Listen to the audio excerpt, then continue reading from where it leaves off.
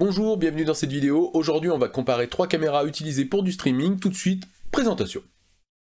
Alors, la première caméra, c'est la Logitech C922 Pro. Alors, je vous la montre. C'est un petit peu l'ancêtre de la caméra pour le streaming. Voilà, elle est là. Donc, une caméra toute simple qui permet de faire du 1080p 30 images secondes. Elle peut se fixer, du coup, avec ce système sur l'écran. Et normalement, si je dis pas de bêtises, elle est livrée, hop, avec un petit support, comme ça. Alors... vu la taille, je ne l'ai jamais utilisé. Hein. La deuxième caméra, c'est aussi une webcam, donc c'est la Logitech Streamcam. Je l'ai pris en plan, pourquoi? Parce qu'elle est en promotion en ce moment chez Amazon, elle est 50 € moins chère, et bien entendu, vous avez le lien dans la description, qui est un lien d'affiliation. Et la dernière caméra, en fait, c'est un appareil photo numérique, mais je ne peux pas vous le montrer, hélas, j'ai eu un petit souci, c'est qu'en fait, je me suis rendu compte que j'étais en train de filmer avec, et que par effet de physique, en fait, je ne peux pas l'auto-filmer lui-même, non, c'est pas possible. Que va-t-il se passer maintenant dans cette vidéo? Alors, je vous explique, ça va être très simple. On va filmer deux fois avec chaque caméra, donc la C922 Pro, la Logitech Streamcam et le Lumix G80. Dans ces deux séquences, on va filmer la première fois avec les paramètres par défaut et la deuxième fois avec des paramètres personnalisés. Ça permettra de voir un matériel au déballage, est-ce que c'est simple, on le pose, il fonctionne, est-ce que ça mérite de faire des réglages? Voilà, et dans chaque vidéo, j'expliquerai un petit peu les caractéristiques des caméras et aussi les avantages et inconvénients que j'ai pu trouver. L'idée, c'est qu'à la fin, en fait, on ait 6 images qu'on puisse comparer, c'est-à-dire je vais mettre un espèce de patchwork où en fait on aura la C922 Pro sans paramètres, la C922 Pro avec les paramètres personnalisés, et on va faire pareil pour la Streamcam, et on fera pareil pour le Lumix G80, et comme ça, voilà, ça permettra en temps réel de distinguer un petit peu l'image, et de voir, tiens, finalement, moi, la C922 Pro sans paramètres personnalisés, je m'en fous, elle me convient très bien. Je peux aussi vous dire ce qu'il n'y aura pas dans cette vidéo. On ne fera pas un test du son des caméras. Alors, toutes les caméras embarquent un microphone, le G80 d'ailleurs a aussi son microphone intégré. Je ne le fais pas, pourquoi? Parce qu'aujourd'hui, pour le son, j'utilise... Regardez. C'est beau, hein? Un micro-bras. Attends, mais je suis bête, j'ai une vraie musique. On peut le refaire, on peut le refaire un truc mieux. Vous êtes prêts?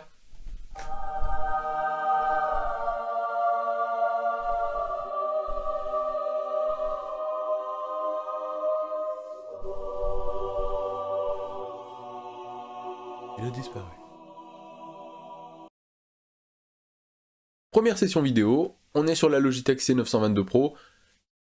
Alors, on devrait remarquer normalement une différence avec le début de la vidéo, qui est filmée d'ailleurs en 4K, 30 images secondes ou 25, je me rappelle plus, avec le Lumix G80. Ce qu'on peut voir tout de suite, alors, pas de réglage pour l'instant, un petit peu plus lumineux je trouve. Alors aujourd'hui j'ai de la chance, il fait très beau, donc le réglage des lumières il n'y en a pas besoin. Je trouve que c'est un des points faibles de la C922, c'est la gestion de la lumière par rapport à la Streamcam ou l'appareil photo, notamment si vous utilisez un fond vert. Un fond vert a besoin d'une lumière bien homogène, sinon des fois vous avez par exemple de cette côté là où c'est très lumineux, ça va être vachement éclairé sur le fond vert, et là ça va être plus sombre. Du coup la C922, vous allez avoir du mal à la régler pour que l'image soit bien nette des deux côtés, alors qu'avec les deux autres, la Streamcam et le Lumix G80, il n'y a aucun souci. Donc comme je le disais, donc elle fait du 1080p 30 images secondes, ou alors vous pouvez la régler en 720p 60 images secondes si vous avez vraiment envie d'améliorer la fluidité. Là on va les tester en 1080p. Moi j'utilise pas trop le 60 images secondes parce que je fais pas des galipettes à l'écran pendant le streaming. Deuxième séquence, alors j'ai pas encore touché aux paramètres, en fait je vais enregistrer ce que je fais, comme ça il y a des gens ça les intéresse peut-être. Hop, et on comparera l'image sur la fin de la vidéo. Donc voilà, j'ai affiché en fait les paramètres de la caméra. Donc vous voyez, en fait le défaut de la C922, c'est que même si vous passez par capture, vous avez beau mettre des paramètres, à chaque lancement de Streamlabs, d'OBS, vous êtes obligé de refaire vos réglages. Donc moi je les connais par cœur, je préfère pas mettre de l'automatique. Voilà, ici je mets en fait une balance des blancs plus haute pour avoir une image qui fait un petit peu moins blanche. Normalement quand on va revenir sur l'image, je vais y arriver. Bon, on va laisser comme ça devrait être bon. Voilà. L'autre paramètre que je peux changer des fois, c'est le gain, si je trouve que la lumière est trop forte, d'ailleurs, derrière. On va regarder, hop, voilà. Donc là, on voit que normalement, c'est un petit peu moins blanc, mais on voit ici que c'est hop, de ce côté, c'est un peu trop éclairé. Donc on peut aussi baisser un petit peu le gain. Mais bon, l'image, pour moi, me semble meilleure. Après, ce qu'on peut faire, évidemment, dans Streamlabs, c'est de dire, je vais effacer cette partie-là, pour qu'on voit pas la porte, qu'on voit pas le petit bout d'imprimante, que ce soit peut-être un petit peu plus centré sur la personne. La StreamCam de Logitech. Alors l'avantage de cette caméra, moi j'apprécie l'image tout de suite. Alors vous verrez qu'il y aura peu de différences paramètres personnalisés, paramètres par défaut. On essaiera de les changer un petit peu, mais en fait moi par défaut cette caméra je trouve qu'elle est top. Il n'y a pas grand chose à toucher, je trouve que en fait la C922 je la laisse en manuel parce que la balance automatique des blancs, la gestion de la lumière, tout ça, je trouve qu'elle est pas top. Alors que sur la StreamCam, eh ben, j'ai laissé cocher les paramètres et je trouve qu'elle les gère plutôt bien. Par défaut, sortie du carton, voilà, on la branche et je trouve que le résultat est plutôt pas mal. Le connecteur, donc ce qui est pratique, c'est effectivement sur l'USB type C. Par contre, il faut que le débit soit suffisant sur le port. Sinon, vous ne pourrez pas faire du 1080p 60 images secondes. De toute façon, le logiciel vous le dira. Si vous branchez, débit insuffisant, vous serez obligé d'être en 1080p 30 images secondes.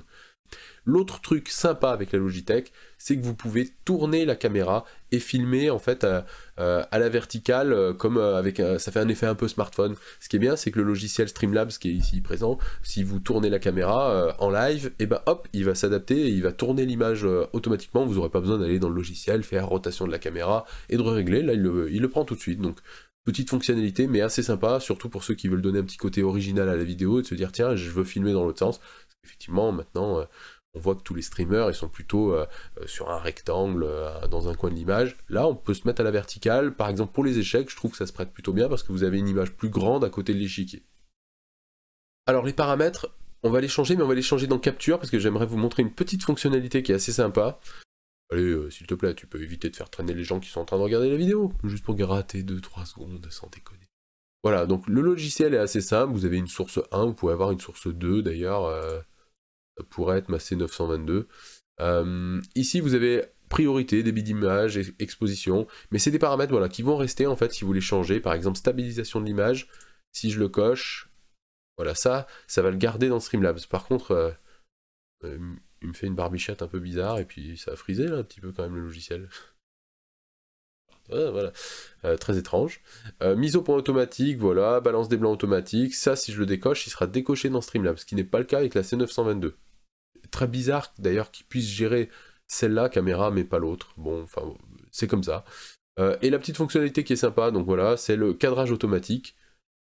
Donc voilà, et ça fait un petit zoom comme ça, et si vous bougez, normalement, waouh, je vais ici, oh, je vais là, oh yeah. Et là, normalement, vos viewers se mettent à vomir sur le clavier, parce que c'est sympa, mais en tout cas, moi, ça me donne un petit peu là. Là, si je veux prioriser l'exposition, bah, il va changer un petit peu ses paramètres. Par exemple, la balance des blancs automatique, bah, si je la veux pas automatique, on est un petit peu bleu quand même. Hein. Voilà, et là, si je me rapproche de la valeur que j'avais mis tout à l'heure, lui, je crois qu'il a mis 6800 ou un truc comme ça, voilà, on va se rapprocher de l'image qu'on avait.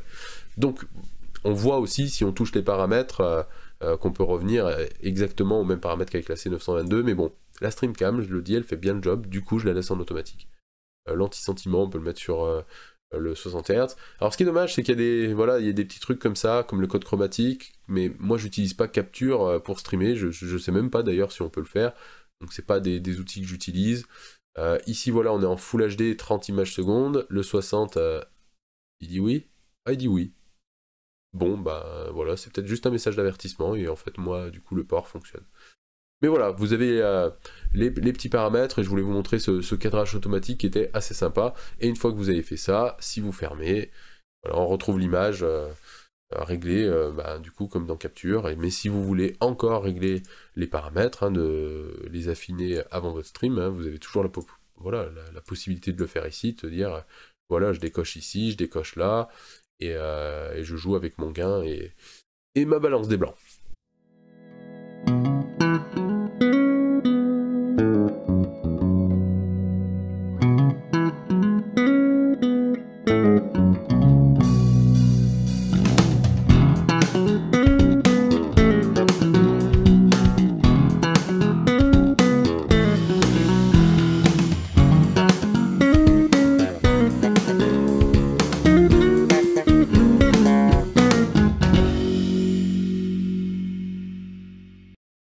J'espère que ce petit comparatif vous a aidé.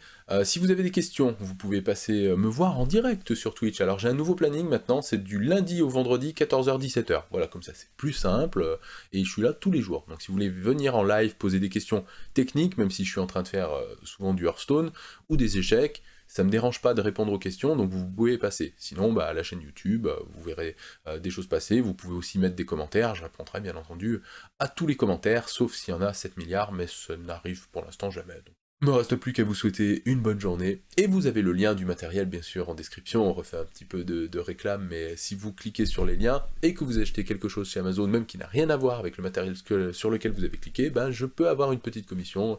Vous voulez me soutenir de cette manière, c'est sympa aussi.